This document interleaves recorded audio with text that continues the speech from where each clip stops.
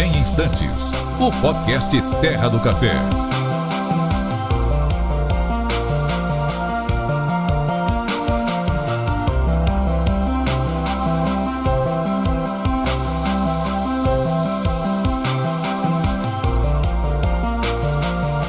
Em Instantes, o podcast Terra do Café.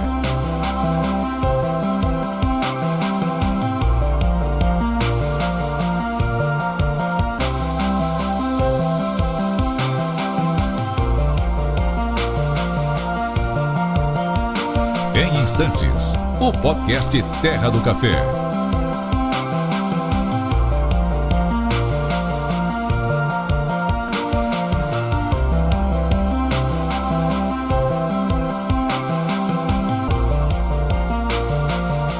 Em Instantes, o podcast Terra do Café.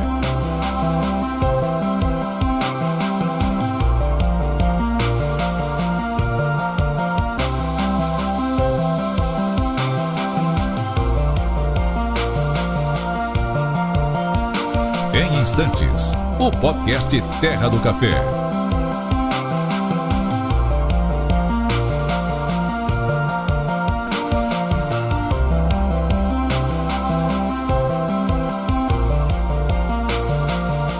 Em Instantes, o podcast Terra do Café.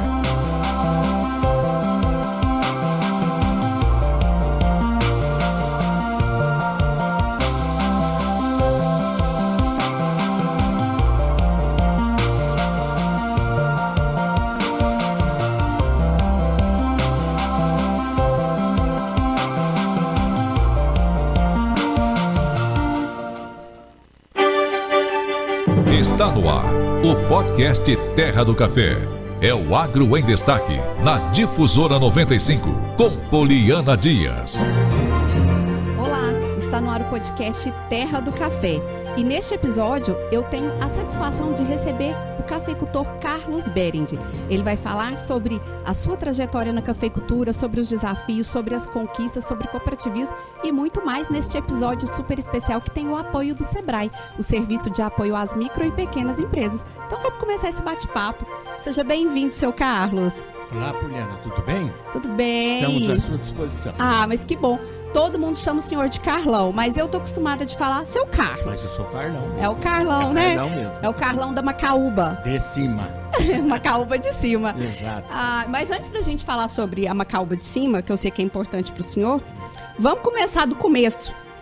Bem Lá atrás. Como que a sua história na cafeicultura começou? Porque é uma história bem interessante. Olha, a minha história é muito demorada. Meu pai chegou da Alemanha em 1936 e a família comprou um sítio lá no Paraná, em Rolândia, no Paraná. E nessa época não se plantava café, não tinha nada, criavam porcos, plantava milho, plantava feijão, coisa assim. Em 44, 45, eles começaram a plantar um pouquinho de café. E arrumaram empreiteiros para plantar café. E o empreiteiro, ele plantava o café nas covas de 40 por 40, e eles plantavam, ele derrubava o mato, plantava o café, e nos primeiros 5 anos a produção era dele. Tudo que produzia naquela área era dele. Então ele plantava feijão, plantava milho, plantava arroz, para sua sobrevivência, e plantava o café. E o café era plantado em grãos, dentro da cova, e fazia uma gaiolinha em cima da cova para proteger as mudas que nasciam ali. E aí limpava a cova, ia ralhando, plantava em torno de 22, 24 grãos em cada cova, e ia ralhando para deixar de 6 a 7 plantas por cova. Olha. E aí, a paixão pelo café começou ali? Da sua Não, família? essa época eu não era nascido ainda. Não, da né? sua família. Da minha família começou aí. E aí meu... Não estou colocando o senhor mais velho, não. Estou respeitando Exatamente. sua juventude. Exatamente. Sou um broto igual a você. Claro, nós somos. Exatamente. Somos colegas de cooperativa. Poliana, aí começamos meu pai começou assumiu a parte do café, e essas pessoas eles ficavam de porcenteiros, meieiros na produção de café. Que era uma prática que bem era comum, uma prática né? comum naquela época lá no comum. Paraná, né? E aí foram coisas. Em 1968 eu fui para o Colégio Agrícola e já tinha café no sítio lá no Paraná, só que a cada 2, 3, cada 4 anos dava uma geadinha. E aí judiava do café e voltava tudo atrás. E começamos, e aí em 75 deu aquela geada muito grande no Paraná, que acabou com o estado do Paraná. E depois dessa geada, minha família tinha vontade de começar com outra cultura, mas a tradição era tão grande por café, meu pai veio para Patrocínio. Chegou aqui, comprou a propriedade lá no Bom Jardim, né? E veio meu pai e meu irmão em 77. Bem no começo mesmo. Bem no começo mesmo. Foram um dos pioneiros aqui, né? Não é já bem tinha gente, pioneiro, né, mas plantando, já né? tinha gente aqui. Mas ainda era tudo muito Tinha novo. o Martins Galego, o Zé Carlos Grossi, Dr. Maurício Vicente. Brandão, Dr. Vicente. Já tinha alguns produtores de café. E aí foi onde tudo começou. Mas aí o senhor não veio nessa época? Nessa época eu não vi, não. O senhor estudava ainda? Não. Já tinha Aí eu formado. já tinha formado.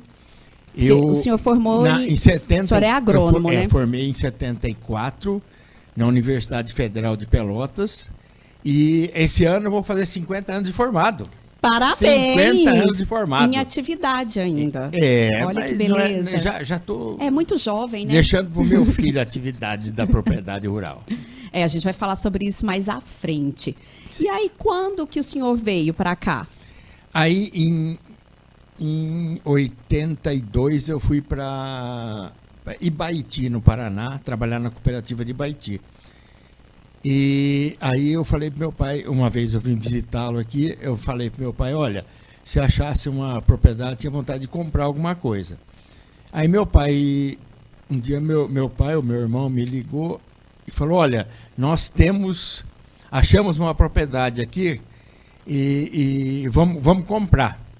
Aí eu falei, não, eu tenho que vender a casa primeiro. Eu vendi minha casa lá em Ibaiti para comprar a propriedade aqui em Patrocínio.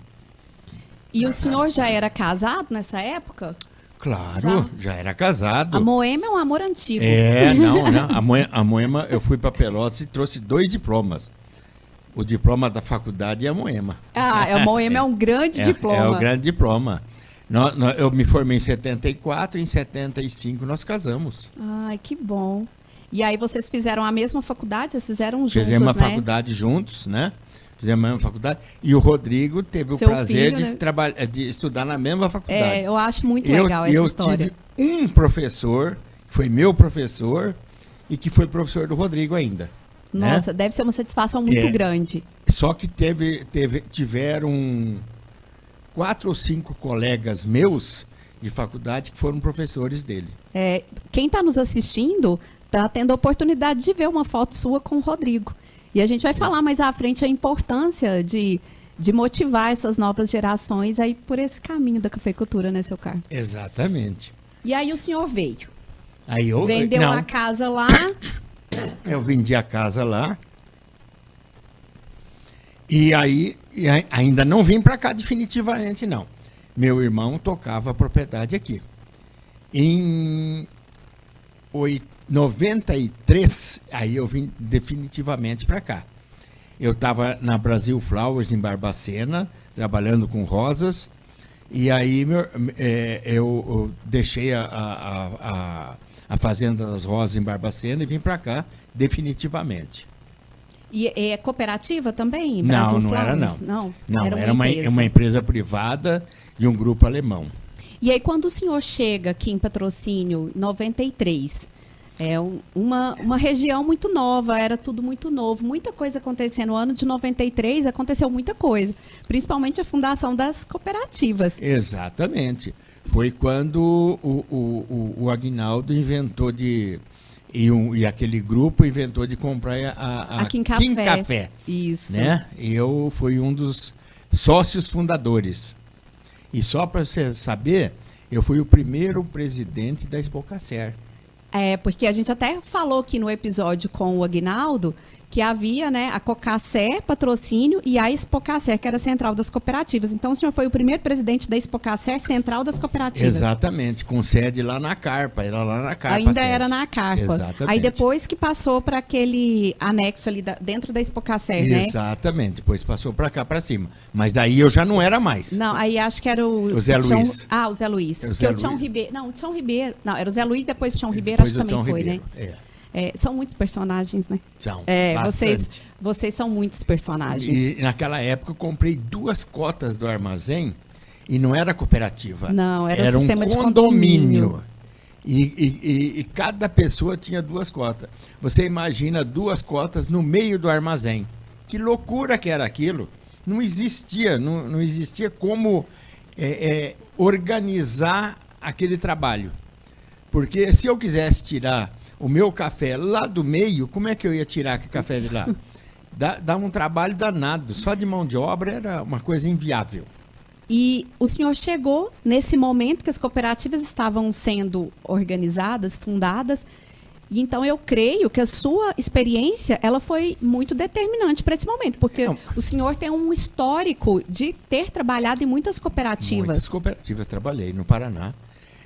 Trabalhei na cooperativa de Apucarana, de Astorga, de Baiti, e depois eu vim para cá e sempre participei do conselho da Expocacer. Sim. Ou conselho fiscal, ou conselho de administração, eu sempre participei desses conselhos. E o senhor acredita muito nesse movimento do cooperativismo? O senhor já acreditava lá atrás e quando o senhor veio para cá, viu a importância disso? Olha, tem muita gente, tem algumas pessoas que são contra o cooperativismo. Mas é só através do cooperativismo que existe possibilidade de crescer. Uhum. Se você analisar, a única pessoa que cresceu e que também não foi o Zé Carlos Grossi, que foi individualmente independente. Mas a maioria dos que cresceram começaram dentro do cooperativismo. E foi um movimento muito importante para fortalecer, até porque era tudo muito novo aqui. Exatamente. Só para você ter uma ideia, logo que eu me formei, eu fui trabalhar numa firma de adubo e eu fazia a região oeste do Paraná. E lá tinha a Cotriguaçu, que era o consórcio das 8 cooperativas do oeste do Paraná. Campo Mourão, Ubiratã, Cascavel, Cafelândia, Toledo, Palotina, Rondon, e assim por diante. Eu sei que eram 8 ou 9. E essas cooperativas já eram fortes naquela época. Você imagina hoje uma Coamo. Sim. A fortaleza que é uma Coamo. Ela é gigantesca, né? Exatamente. Ela tem uma força lá muito grande. No sul. A Coamo é muito forte, a Copavel de Cascavel é muito forte, a cooperativa de Toledo é muito forte, a de Rondon, de Palotina, são cooperativas.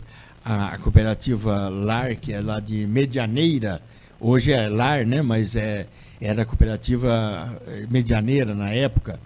Hoje são extremamente fortes. Tem grandes agroindústrias, né? Sim. De carnes, de ração e de coisas assim. E o senhor, ao participar desse movimento das cooperativas, né? De a Carpa, Expocacer, qual que foi o principal desafio que vocês tinham nesse momento? Era convencer os outros produtores de que o sistema cooperativista era válido? Exatamente, porque tem muito... E seguro, né? Tem muito produtor daqui da região que são mineiros de raiz e são paulistas, onde o cooperativismo não era tão desenvolvido. Lógico que em Minas Gerais tem a Cochupé, que é muito desenvolvida. Mas nessa época, o cooperativismo não era tão desenvolvido em Minas Gerais e no estado de São Paulo. Então, esse pessoal que veio do Paraná é que tomou mais à frente da coisa, com exceção do Aguinaldo, né, que é paulista. E porque vocês já tinham essa experiência, já conheciam todo o sistema cooperativista. Parece puramente simples, mas ele é, de certa forma, um pouco complexo para poder dar toda essa segurança para quem se coopera. Exatamente. A grande coisa do cooperativismo, ele tem que ser transparente. A administração tem que ser transparente. Não adianta eu fazer um cooperativismo só para mim, ou só para você, ou para nós dois. Porque então tem não que é. ser para todos os membros da sociedade. Eu acho que é importante, é isso aí. É muito importante. E o senhor participando desses movimentos, mais à frente, né, passos mais à frente aí na nossa história, o senhor foi uma das pessoas que idealizou, vamos dizer assim, conseguiu fundar um movimento para o pequeno produtor. Não foi bem isso.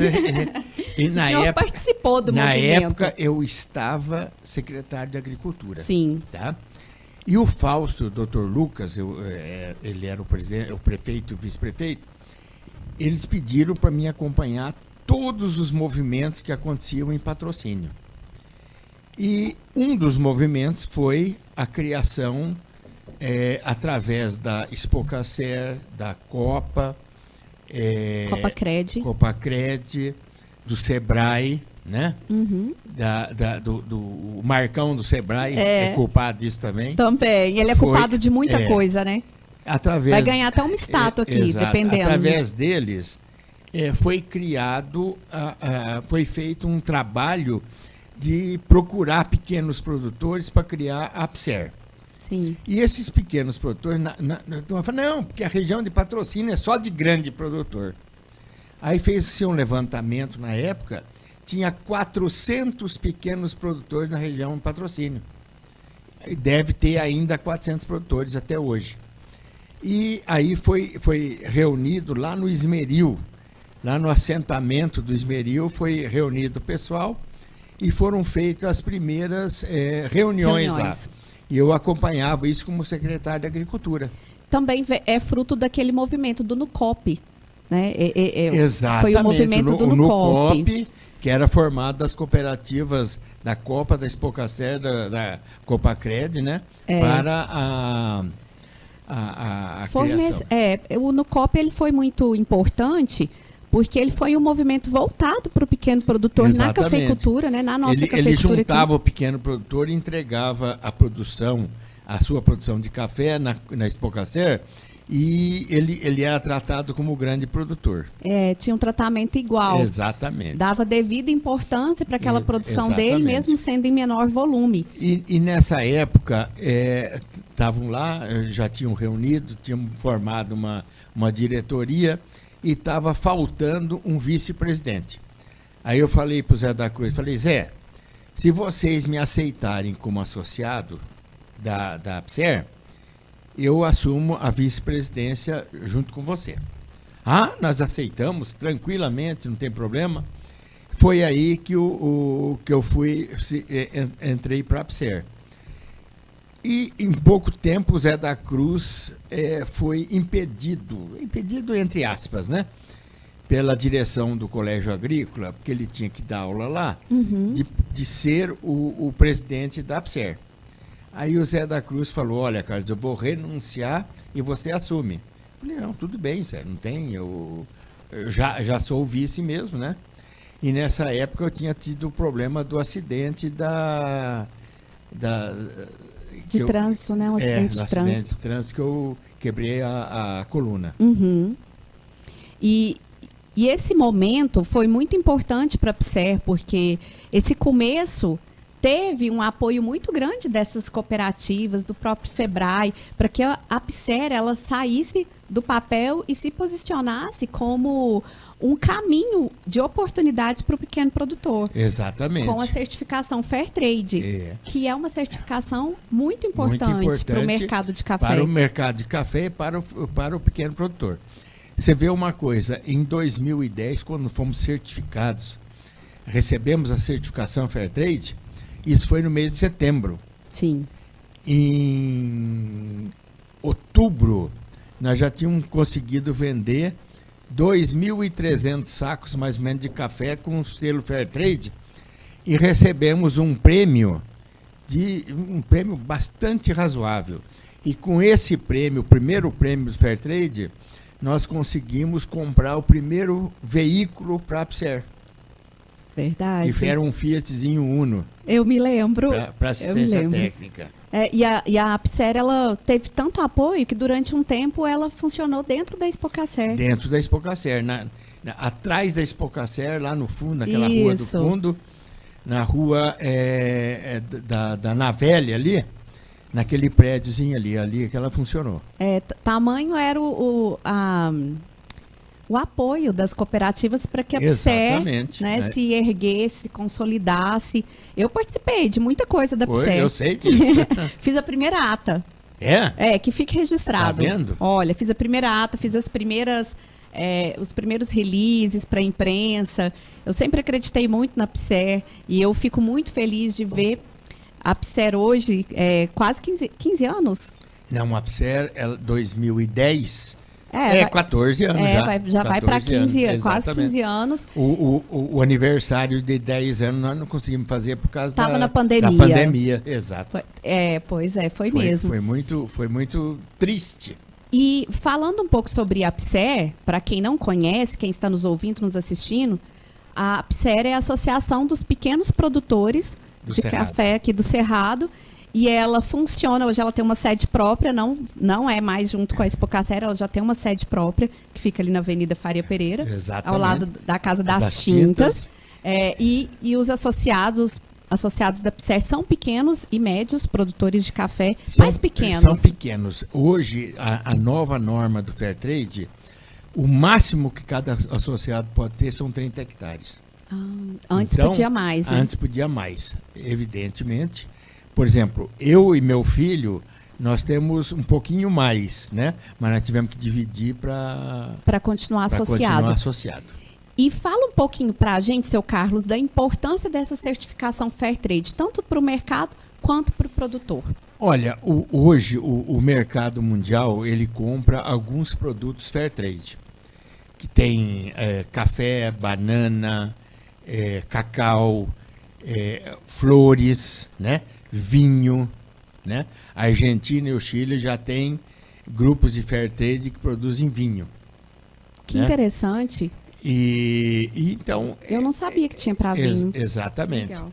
E é o seguinte, o comprador do produto Fairtrade, ele compra o café Fairtrade, ele paga o preço de mercado e mais um prêmio social que é chamado. Esse prêmio social não vai para o produtor. Ele vai para a associação e a associação, em assembleia, decide o que fazer com esse prêmio.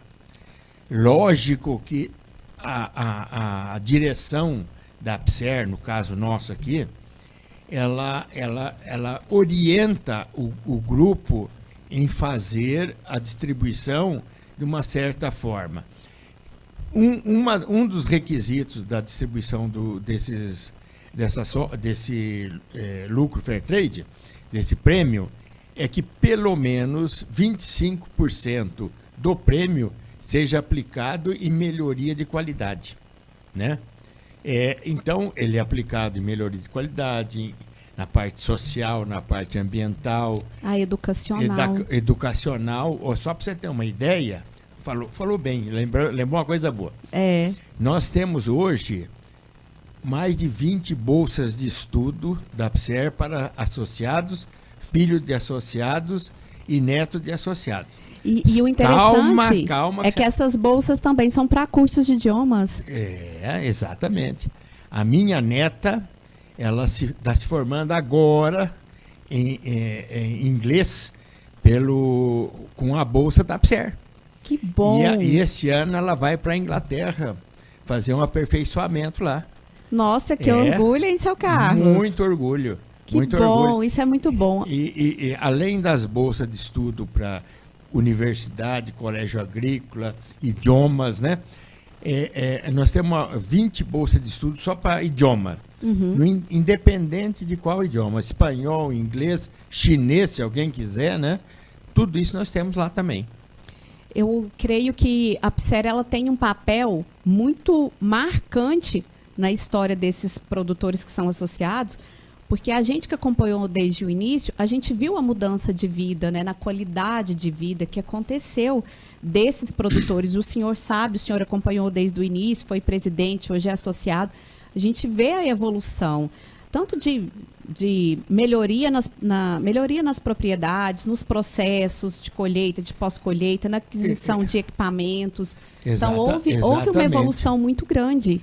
Exatamente. Só para você ter uma ideia, em 2004, 2014 ou 15, nós tivemos na Feira de Cafés Especiais da Europa, em Nice, na França.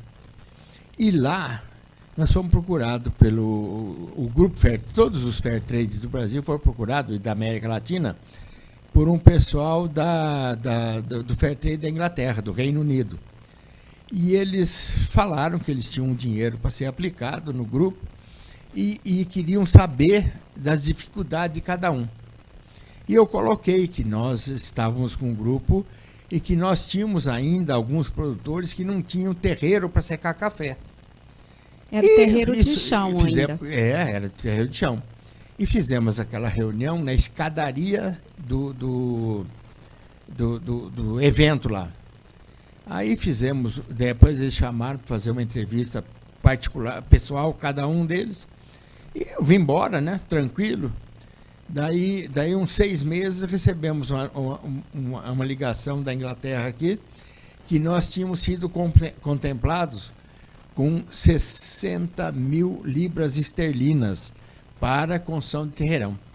Eu nem sei converter. Não sei nem hoje uma libra esterlina está na faixa de R$6, mais ou menos, né? 6 e pouquinho. Só para você ter uma ideia, deu 300 e tantos mil reais para construir terreirão. Lógico que dava um pedacinho para cada um, mas aí o pessoal nosso, os associados nossos, aproveitaram o prêmio que ele recebia pessoalmente, mais esse dinheiro que veio da Inglaterra, e fez um terreirão maior ainda. Nossa, isso é muito bom de ver acontecer e de saber. E é importante que a nossa população saiba e reconheça esse trabalho que é feito pela PSER, que é algo muito valioso que a gente tem aqui hoje acontecendo. A gente tem vários pequenos produtores, como o senhor citou, o número de pequenos produtores que a gente tem. Nós somos 94 associados. 94 associados. E tem possibilidade de ter mais hoje? Tem, mas nós, no momento, não estamos admitindo novos associados, porque a dificuldade em vender café certificado está difícil, tá complicada, né? Então a gente aproveita e não estamos admitindo novos sócios. Nós estamos admitindo o filho de um associado que está ficando independente, que casou, esse nós admitimos tranquilamente.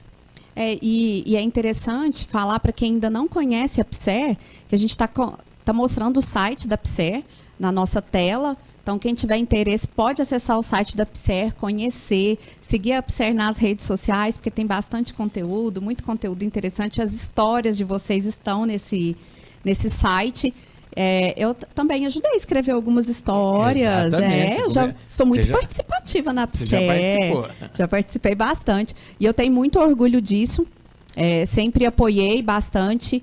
E eu acho que todo mundo que está no movimento do café tem que conhecer e tem que apoiar a PSER, que vocês fazem um trabalho belíssimo, digno de aplausos, porque a gente que viu lá atrás muito como obrigado. Era, né, todo o trabalho, e vê hoje como os produtores estão se posicionando, melhorando de vida, tendo condições de acesso à educação, até por meio de bolsas. É muito gratificante ver toda essa evolução. Só para você ter uma ideia, hoje o nosso presidente está voando para a Dinamarca, para Feira de Cafés Especiais da Europa. Sim. Então, ele foi com o pessoal da Expocacer, eles vão participar da Feira de Cafés Especiais da Europa e vão fazer contatos para ver se a gente consegue vender mais café lá. E vai conseguir. Se Deus quiser. E aí ele vai vir aqui para contar para a gente, porque ele já recebeu o meu convite. Então nós vamos esperar ele lá fazer bons negócios, né, aumentar as divisas, as fronteiras da PSER com os cafés de vocês, e depois ele vai vir aqui contar para a gente, complementando tudo que o senhor disse aqui. Exatamente. Que a gente é uns apaixonados, né, pela cafeicultura. Nós somos bobo. A gente é bobo demais, não é, seu Carlos? Exatamente. A gente vive em estado de paixão por todos esses movimentos que a cafeicultura faz aqui, e a gente participa, e a gente vê acontecer e se envolve. Exatamente. E o senhor sempre foi muito envolvido em todos esses movimentos, e a sua propriedade teve um envolvimento também muito importante para que o senhor pudesse se engajar nesses movimentos. Eu creio que a Moema sempre foi um suporte para que isso pudesse acontecer, porque ela também é agrônoma. Ela é a minha financeira. Ela que faz os pagamentos. Então agora nós vamos falar da Moema. Chegou a hora de falar da Moema, porque a Moema é agrônoma. E o senhor falou uma coisa aqui muito importante para a gente retomar. O senhor trabalhou com flores em Barbacena. Também. E as rosas tiveram também um momento importante na sua produção de café, junto com a Moema. Exatamente. Nós tínhamos uma estufa de produção de rosas lá na fazenda Macaúbas, e que, infelizmente, há 4, 6 anos atrás, nós tivemos que parar, porque a Moema teve um problema de hérnia de disco e não podia mais pegar peso. E a gente colhe as rosas, coloca dentro de um balde com água para elas ficarem hidratadas, e isso aí ela não podia pegar mais. Então nós suspendemos esse trabalho. Mas eram rosas maravilhosas, belíssimas. A gente conhecia. E o meu filho Rodrigo teve a oportunidade de fazer um estágio na época da faculdade. Ele foi fazer o estágio de conclusão de curso na Acordes, na Alemanha, na produção de matrizes de rosa na Alemanha. Na época vocês ainda tinham a produção? Ainda tinha produção. Ainda tinha. E aí ele trouxe algumas inovações, certamente. Exatamente, né? E ele teve a oportunidade grande de trabalhar lá na produção das matrizes de rosa. E eu até toquei aqui no nome da Moema, porque a gente hoje vê muito esse movimento das mulheres na cafeicultura, do empreendedorismo feminino na agricultura, e lá atrás a Moema já era bem ativa. Mas a Moema não participa desses movimentos. Mas a parte do empreendedorismo com as rosas, ela que tomava frente. Ela que tomava frente. Ela que tomava frente, nenhuma, né? Exato. Então, assim, unia ali as duas culturas. As duas coisas, E o senhor à frente do café, lá à frente das rosas. Das rosas. E esse empreendedorismo feminino no campo, ele tem o apoio do Sebrae. E é isso que eu vou falar agora, seu Carlos. Eu vou dar um recado aqui. O Sebrae conhece e está fazendo parte para as mulheres, né, do movimento das mulheres no empreendedorismo feminino, criando meios de solucionar os desafios que elas vivem. E criou o projeto Sebrae delas. É um projeto super interessante, seu Carlos. O senhor conhece? Não a fundo, mas eu já participei, assim, eu acompanhei pouca coisa. Entendi, seu Carlos. Enquanto o senhor toma um café e uma água aqui, vamos saber mais sobre a rota do café?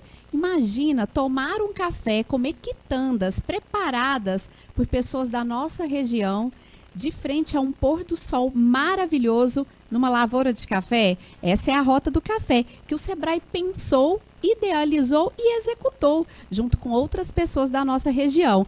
E falando sobre a Rota do Café, aconteceu recentemente o Festival da Colheita. E é isso que a gente vai saber, o que os participantes desse Festival da Colheita avaliaram desse momento tão importante e especial que aconteceu recentemente. Vamos ver? Não, é bastante marcante, é uma situação curiosa. Acho que quando a gente fala de investimento, a primeira análise era completamente financeira e aos poucos foi gerando um pouquinho mais de curiosidade, pesquisando sobre a fazenda e pesquisando sobre a cidade, começando a seguir perfis e aí foi aumentando a curiosidade de vir para cá para conhecer pessoalmente. Para a gente é uma cultura bastante nova e bem diferente de Santa Catarina. E sobre a Rota do Café, o que você tem achado até o momento sobre a cidade, o que você vivenciou até agora? Era o que você esperava ou foi além das suas expectativas? Não, tá muito legal. Eu acho que esse passeio na fazenda em si, essa experiência aqui, ela supera as expectativas, sim. Acho que tem um lado de patrocínio também da parte histórica para conhecer, para visitar, para rodar.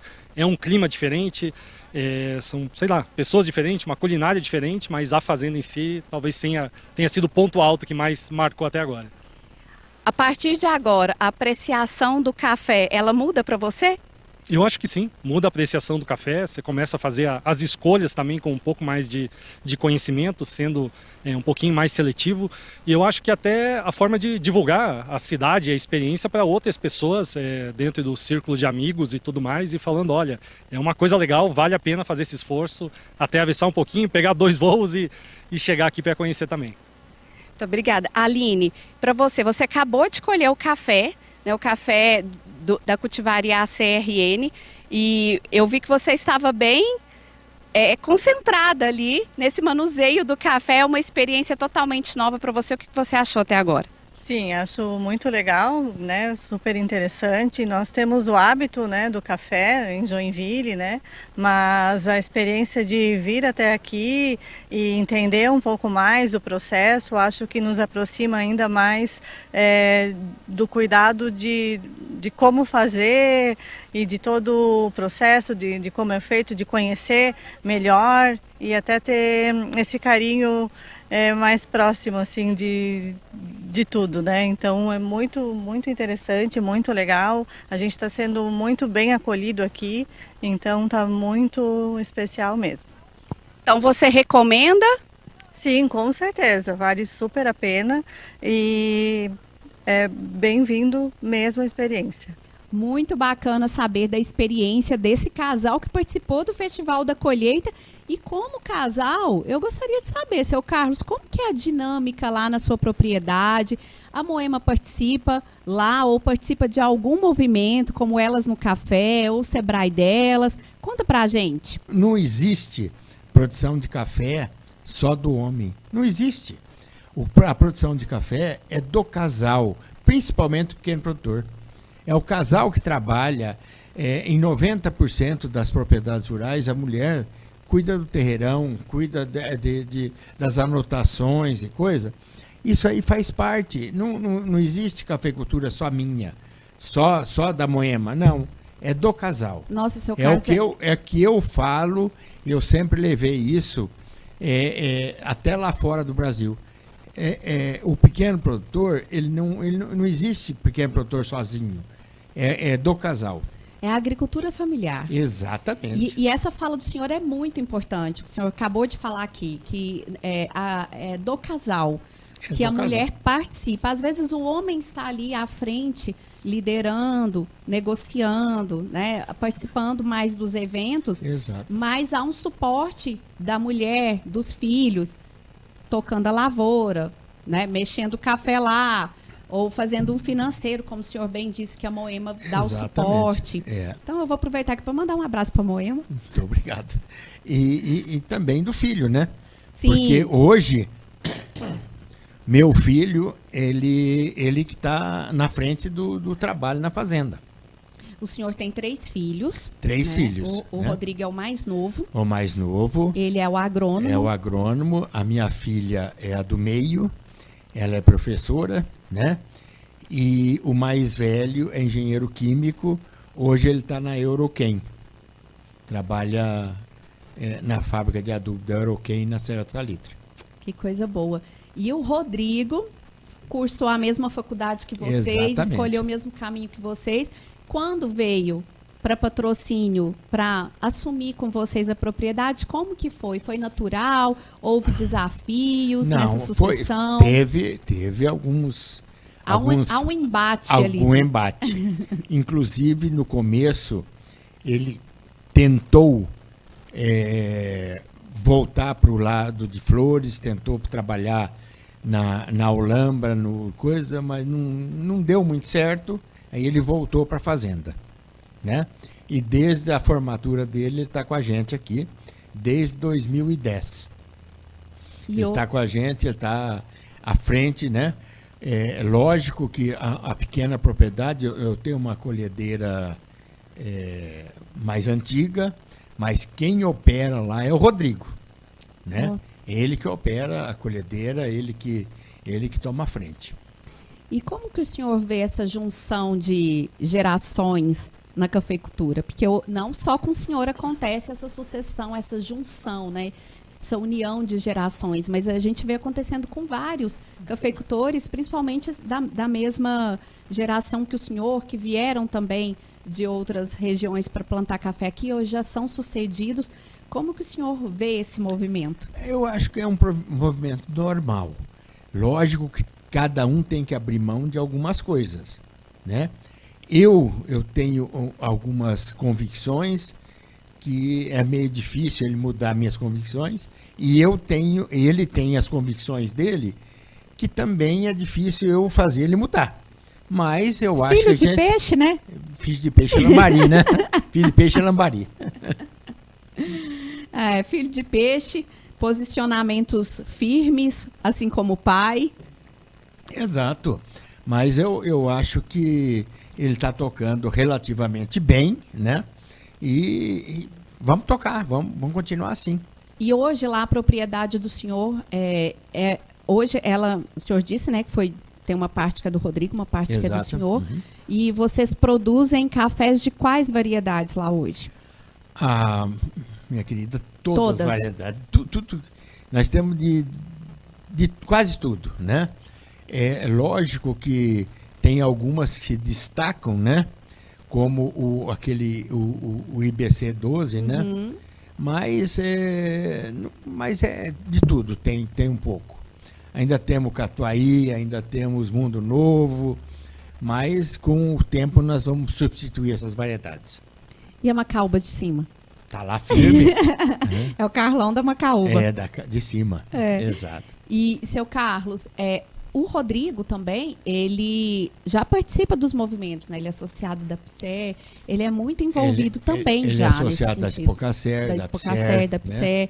E ele também é envolvido no movimento. Isso deixa o senhor cheio de orgulho, ver que o legado está sendo levado adiante? Sim, eu acho que é importante, né?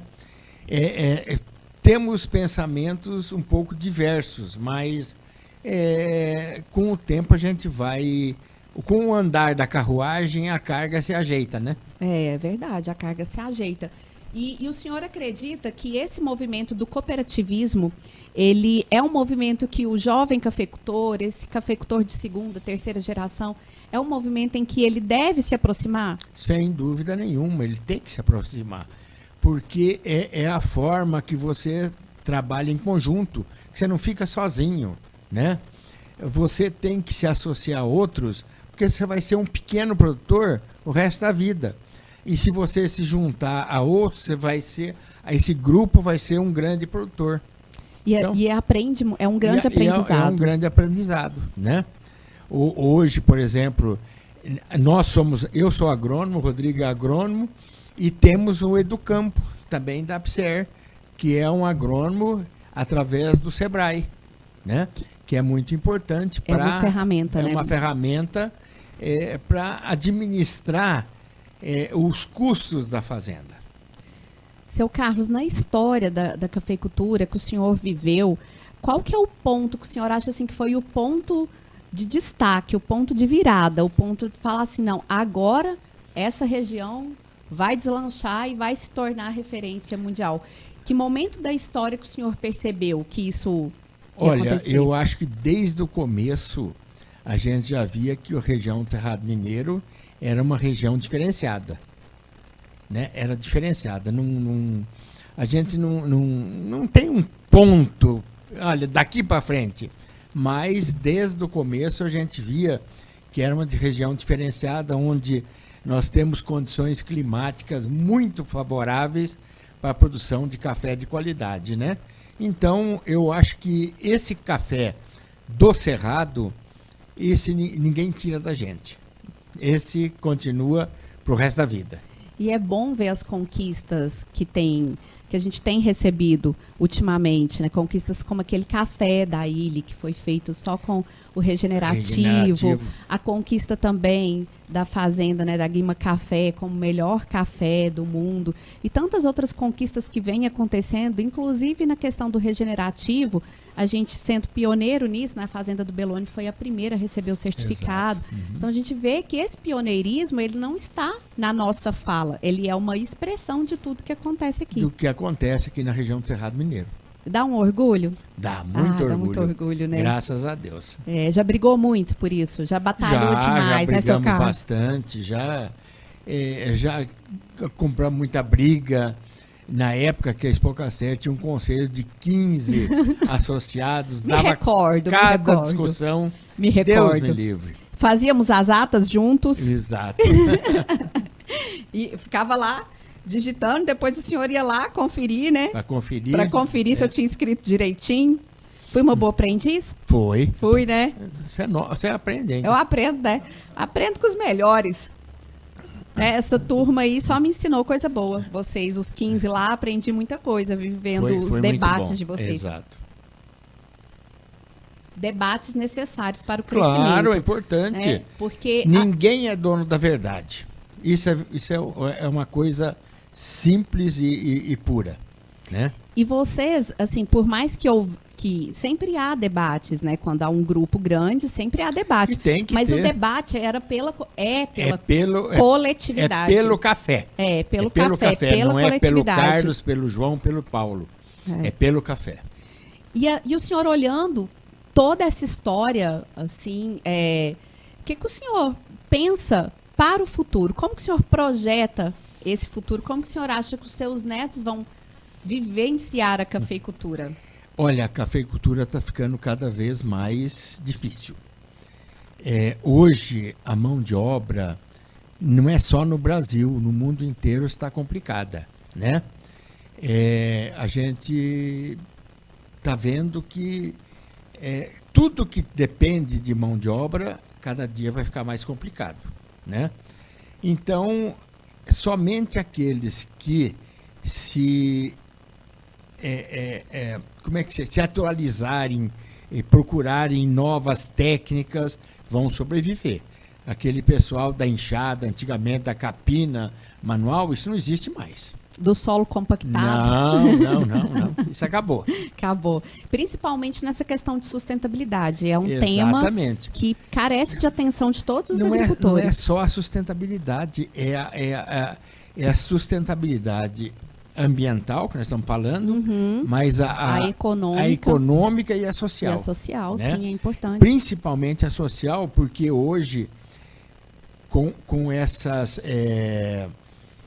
apoio que o governo dá para aquela pessoa que não consegue emprego, Bolsa Família, coisa, muita gente está se apegando a isso e não está procurando mais trabalhar.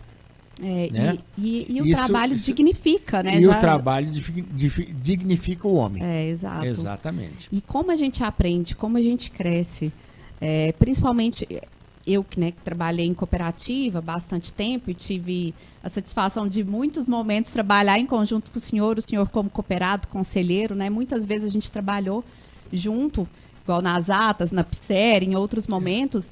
Essa troca de informações gera um crescimento muito grande. Exatamente. Muito grande. É fundamental, né? Isso aí é o que faz a gente crescer. É verdade. E falando em crescer, seu Carlos, o senhor projeta um crescimento da sua produção, da sua fazenda? O senhor pensa assim? Olha, o senhor pensa assim, não, eu vou continuar aqui, eu vou melhorar minha produtividade vou investir em umas variedades mais resistentes? Eu acho que tudo isso é importante, mas não existe um crescimento, só crescimento. Tem que crescer e não inchar. Crescer e não inchar. Não inchar, né? Isso que é importante. E lá, hoje, na propriedade do senhor, como que o senhor está avaliando esse início de colheita?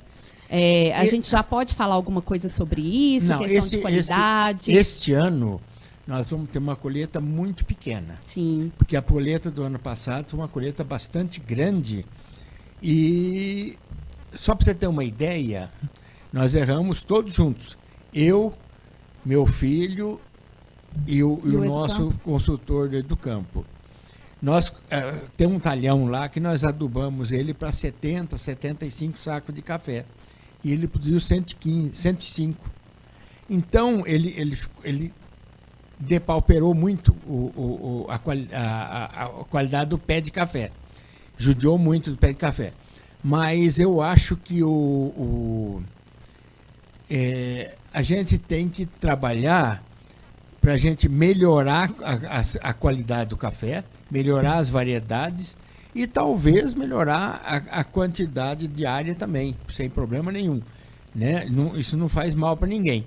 Mas primeiro nós temos que nos adaptar aos novos tempos. Sim, aos tempos da dificuldade de mão de obra. Que vai ser muito grande daqui para frente. Esse o senhor vê como um dos principais desafios que a cafeicultura vai enfrentar. É o grande desafio daqui para frente. E, seu Carlos, a gente lê bastante, né, se atualiza sobre as informações da colheita e muito tem se falado das peneiras, né, que vai dar uma peneira mais baixa, a safra. Eu acho que vai dar mais baixa, eu concordo. Pela sua análise.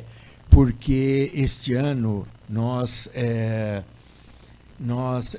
tivemos uma seca muito grande agora no final do ciclo, e isso vai prejudicar um pouquinho a tamanho do grão. Né? A peneira vai ser mais reduzida. Mas em termos de qualidade, o senhor acha que não fica aquém, não? Não, a qualidade em si é até razoavelmente bom. Lógico que tem alguns dizendo que começaram a beneficiar café e tem muita moca.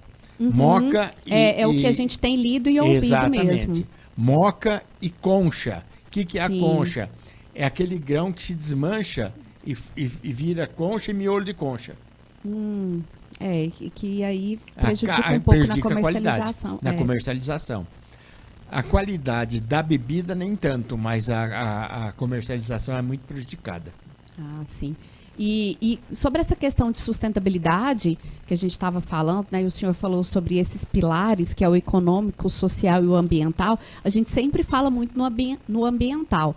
E o senhor trouxe essa questão na sua fala do social. E me recordei, né, quantas atividades também a APSER faz voltadas para a comunidade. A gente não citou aqui, mas há muitas ações que o Prêmio Fairtrade favorece que a APSER faça essas ações na comunidade. Só para você ter uma ideia, na época da pandemia, a APSER fez uma doação para o hospital, para Santa Casa, de quase um respirador.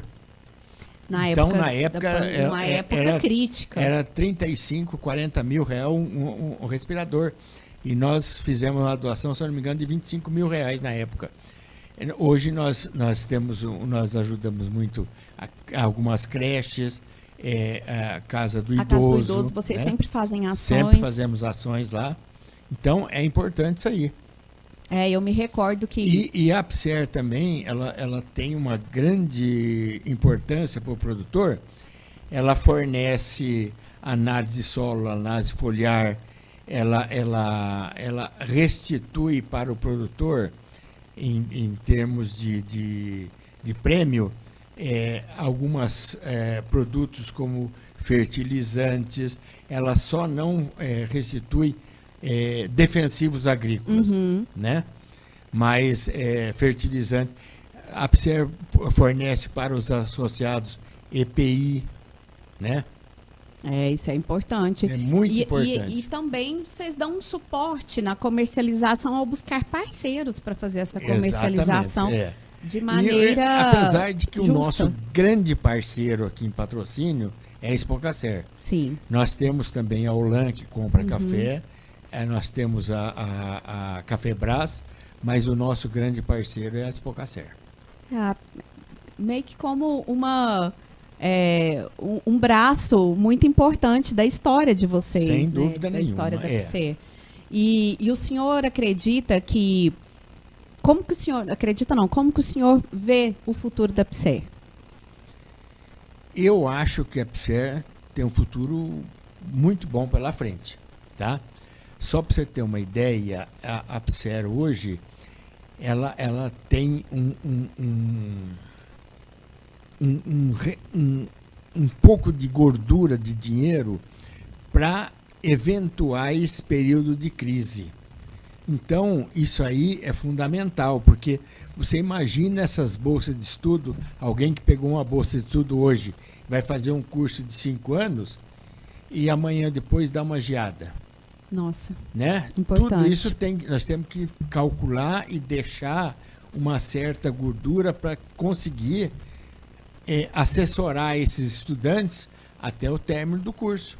Você já imaginou se a gente não tivesse essa possibilidade e chegar lá na metade do curso e falar, olha, de hoje em diante, tchau para você, você não é mais nosso bolsista?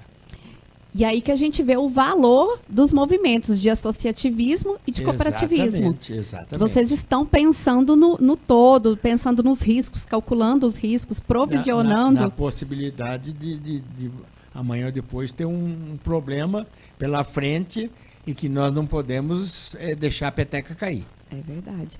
Tem alguma coisa que o senhor fez na cafeicultura, tanto na propriedade do senhor, ou alguma decisão assim que o senhor tomou, que o senhor se arrepende? Que eu me arrependo?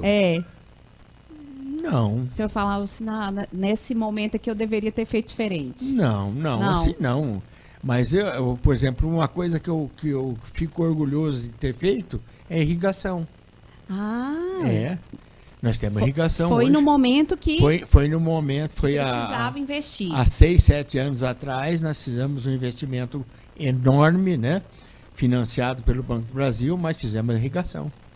Foi um investimento alto, mas que compensou pela questão nenhuma, da claro, produtividade. Né? Aumentou a produtividade violentamente. Porque a gente, há um tempo atrás, né, acho que foi até em 2014 mesmo, que a gente vivenciou um período de uma seca muito severa. Severa, exatamente. Então ali o senhor já pensou em Em plantar 2015 irrigação. nós não produzimos praticamente nada. Foi. Não, a nossa irrigação começou mais tarde, mais pouquinho. tarde. Mas mesmo foi baseado naquele período, porque naquele sentiu evento. os efeitos. Exatamente. Sentiu os efeitos. Então isso é uma coisa que o senhor se orgulha. Graças E o que o Carlão da Macaúba ainda quer fazer na cafeicultura? Na cafeicultura? Eu acho que daqui para frente eu quero ver meu filho crescer. Ai, que bom, né? Eu quero ver meus filhos crescerem, né? Na cafeicultura, cada um na sua profissão, mas eu quero ver eles crescerem, porque o Carlos já... Não é que é bananeira que deu cacho, mas ele já tem que estar abrindo mão para os filhos agora. Sim. Que é o mais velho. Não. O Carlos aqui. É o Carlos, eu. O Carlos, o senhor. Exatamente. Entendi. O senhor ia abrindo mão para os filhos assumirem. Isso é difícil para o senhor? Não. O senhor acha que é fácil, é tranquilo de fazer? Não é. Vamos curtir a vida, né? Agora? Vamos curtir a vida, né? A gente trabalhou muito. Ir pra praia.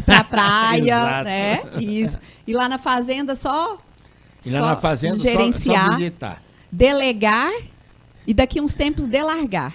Delargar. Isso é o principal. Ouvi esse termo esses dias, achei interessante. Aí daqui uns tempos delargar e o legado continuar, seu Carlos. Sem dúvida nenhuma. Eu tenho certeza que o Rodrigo, ele deve valorizar muito, né? Eu conheço ele. Creio que ele valoriza muito o seu legado. Creio que o senhor também serve de inspiração para ele. Eu fico feliz que ele... Vamos ver se ele está contente, né? E eu vejo, assim... Quanto é importante a gente trazer essas histórias aqui nesse podcast, esse canal que a Difusora abriu para a gente poder falar sobre o café, que é a riqueza da nossa cidade e da nossa região, né? Não sendo tão bairristas, querendo puxar só para patrocínio, mas também trabalhar a questão de uma região que é formada por 55 municípios. Eu vejo que você trabalha muito... trabalha junto com o Sebrae, né? Sim. Então, mas eu queria deixar aqui um grande abraço para a Nayara e para o Marcão, porque eles foram grandes incentivadores da APSER, da Expocacer, do Fair Trade, né, e do cooperativismo. Foram e são. São muito apoiadores. O Sebrae é o nosso patrocinador e a gente tem um mega orgulho disso, de ter o Sebrae patrocinando este projeto, né, esse podcast, que cada vez mais tem ouvintes e espectadores participando com a gente dessas histórias, conhecendo e também valorizando a evolução que a cafeicultura trouxe para o nosso município de desenvolvimento. A gente deve muito a vocês que investiram na cafeicultura aqui, que se arriscaram, que correram os riscos de vir para uma cidade, para um município, para uma terra que até então era considerada imprópria para a cafeicultura. Imprópria para tudo, né? Para tudo. Sim, e transformaram isso num polo. Só se plantava nas beiras de córrego onde tinha terra de cultura, porque o cerrado não valia nada. E o senhor bem conhece essa história, né? A gente deve muito ao Alisson Paulinelli. Exatamente. Que é uma figura que a gente sempre deve lembrar, porque liderou toda essa mudança. Então, ele não está mais entre nós, mas o legado dele permanece, fica e serve de exemplo, de inspiração, e a gente não pode deixar de valorizar. De jeito nenhum. Né? Seu Carlos, a gente vai encerrando por aqui. Não. Porque eu tenho que liberar o senhor, senão a gente ficava aqui. Eu agradeço, Poliana, de coração essa oportunidade e deixo um grande abraço para vocês.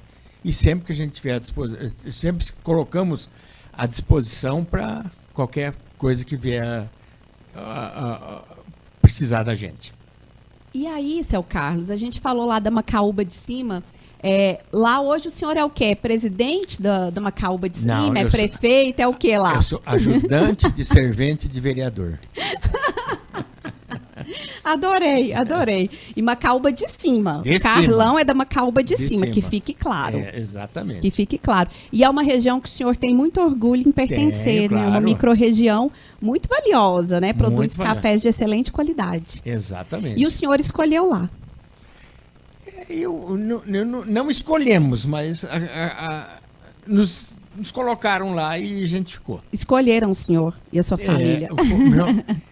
Na época eu nem escolhi, porque meu pai e meu irmão compraram lá e eu cheguei e assumi. Chegou e assumiu. E assumiu de verdade, com propriedade. Exatamente. E por lá permanecerá. Se Deus quiser. Se Deus quiser. Exato. Vai para a praia, mas vai voltar para dar uma olhada lá daqui a uns tempos. Se Deus quiser. Seu Carlos, então nós vamos encerrar. Eu agradeço muito a sua disponibilidade em vir aqui para conversar com a gente, comigo e com todos que estão assistindo e ouvindo o podcast Terra do Café. Falar do café, né? A gente falou que a gente é bobo, que a gente gosta de falar, a gente é apaixonado demais. Exato. E falar com quem é apaixonado e participou de tudo é muito mais apaixonante, porque eu conheço a sua história, mas ouvi-la de novo e poder compartilhá-la com mais pessoas é mais valioso ainda. Então, muito obrigada por ter vindo aqui. Obrigado você, Poliana. Então, a gente vai encerrando aqui esse podcast Terra do Café. Neste episódio, nós conversamos com o Carlos Berendt. Ele que é cafeicultor e um apaixonado por cooperativismo. Nós falamos sobre vários assuntos, inclusive sobre sucessão familiar, empreendedorismo feminino. E o Carlos Berendt é um cafeicultor lá da Macaúbas de Cima. Isso também é importante frisar. Esse episódio teve o oferecimento do Sebrae, o Serviço de Apoio às Micro e Pequenas Empresas. Eu espero que você tenha gostado. A gente se encontra no próximo episódio. Até lá. Terra do Café, o podcast agro da Difusora 95.